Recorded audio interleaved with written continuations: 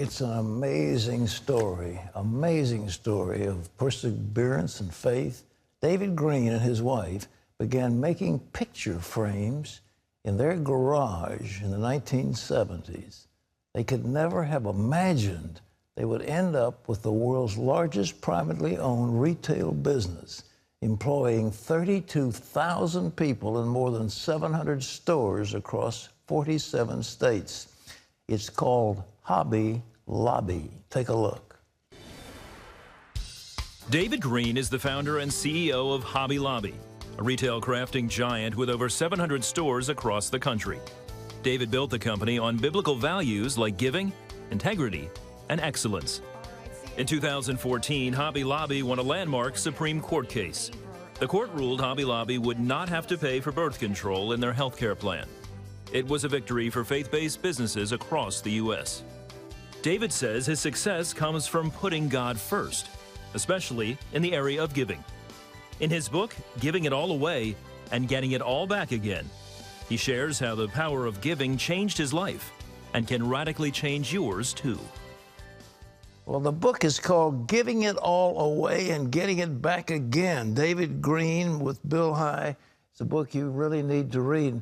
And David Green is here with us. It's so good to see you. God bless you. Well, thank you. It's very good to be here with you. You're the son of a preacher. You didn't ever have any money, and you and your wife started, I think, with $60? $600 is how $600. we started our business with $600. You had more than I had. I had $70 for this one. Go ahead. Not too easy. No. What'd you do? Well, God has just blessed us, obviously, and we've just been able to grow year by year. We still add about 50 stores a year. Come on, how do you do that, David? Well, God's just been good to us, you know. We have no debt, and so with this $600, we do $4.6 billion and have no debt. Unbelievable. And we give half of our profits to various ministries that we're involved in. Well, you somehow think that the business is a ministry, not the other way around, right? No question of it. We see it as a ministry, and we just see that we don't even own it. God says He owns everything. Yeah. So we just accept that and says, okay, let's just be the stewards. Yeah. So my family, my children, my grandchildren, we're just going to steward it. We're not going to take any stock advantages, anything of that nature. So we're going to get to work if we want to and get a salary. So we see it as God's business. Well, what's the secret of Hobby Lobby? I mean, you know, there are a lot of retail stores out there. How come you're so successful? Well, I think part of it is our giving. It belongs to God, and it's His, and we treat it that way. Yeah. And so I think, without question, He blesses us from the time we started tithing. So I'm a big advocate of tithing because God says if you tithe, the windows of heaven is going to open up. So who wouldn't want the windows of heaven to open up on you by tithing? Well, they obviously have on you. Well, look, the Supreme Court, Neil Gorsuch was confirmed the Supreme Court. He was on the circuit court that decided that case. What was the problem in that case that came before the court? Well, the problem was in the health care mandates for our company is we had to provide 4 drugs that we know would take life. We offer 16 different contraceptives in our program, but there was 4 that we just couldn't agree with because we knew it would take life. So they were abortion pills? They were abortion pills. And so the government says you're either going to do it, or with the number of employees we had, it would have cost us $1.3 million a day as a penalty. And so that's where we found ourselves. So what happened? Well, we took it to court, and we lost at the local level. We took it to the 10th Circuit. We lost again. They said we're not going to give you relief on this. And basically, when they say that, they say you're either going to do this or pay this big fine. Yeah. But the 10th Circuit finally, when we had we came back and asked the entire court to look at it. And so I think because of Gorsuch being the one that really tipped it, we had relief until we could get it to the Supreme Court. And their ruling was what? Well, it was a 5-4 that we don't, as a business, have to provide these particular drugs that we just couldn't see ourselves doing. Well, it was a landmark case, but you offer all kinds of contraception. You weren't against contraception. Exactly. We offer 16 different kinds. 16 different. Right. And yet the government wanted to impose on you the penalty. You had to provide abortion drug. Exactly. You know, I don't know why at the Supreme Court we didn't have a 9-0 instead of a 4-5, because I can't comprehend how that a government can tell you that you're going to provide a pill and a drug that will be abortive. Well, it's been a help. Has it helped your business, by the way? The publicity, there's been a lot of publicity. Yes. Well, during the period of time, we had a lot of people picket us and then come against us. But we also have a lot of support. So God has been good, and we've continued to have same-store increases for the last 20 years. So God has definitely been good. It's a miracle.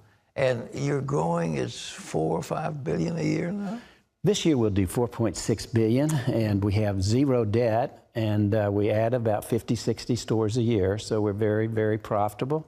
And what's good about it all is the things we can do in terms of the ministries that we're involved in. Well, you've helped so many. Well, this Museum of the Bible you've got is magnificent with all these exhibits. How'd you come up with that? Well, I think the Lord just gave that to us. We didn't intend to do it. We bought a couple antiquities, and we thought someone else would do it, and then we bought some more antiquities, and today we have like 45,000 different antiquities.